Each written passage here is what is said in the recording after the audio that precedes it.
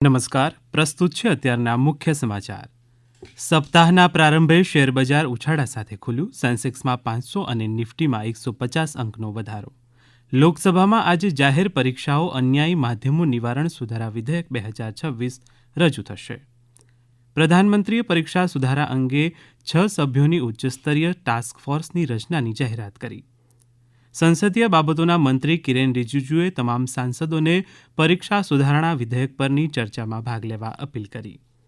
આજે કેન્દ્રીય અનામત પોલીસ દળ CRPFનો સ્થાપના દિવસ. ઉપરાષ્ટ્રપતિ CP રાધાકૃષ્ણન, ગૃહમંત્રી અમિત શાહ અને સંરક્ષણ મંત્રી રાજનાથસિંહ સહિતના મહાનુભાવોએ શુભકામનાઓ પાઠવી.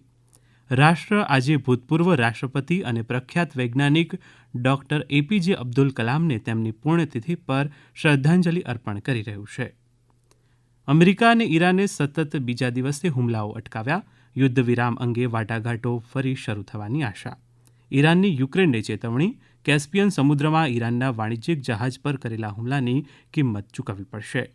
ફ્રાન્સ અને સ્પેનમાં જંગલમાં લાગેલી ભારે આગને કારણે લગભગ 3 લાખ લોકોને સ્થળાંતરિત કરાયા. નાયબ મુખ્યમંત્રી હર્ષ સંઘવીના હસ્તે cyber financial fraud E0 FIR સેવાનો પ્રારંભ.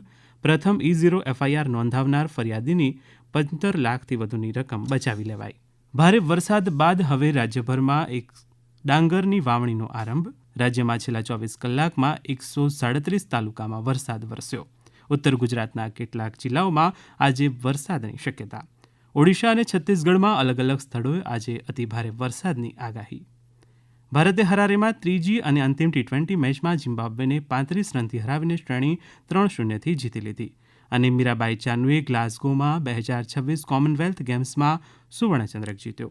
હવે પછી આપ 11 વાગે મુખ્ય સમાચાર સાંભળી શકશો. નમસ્કાર.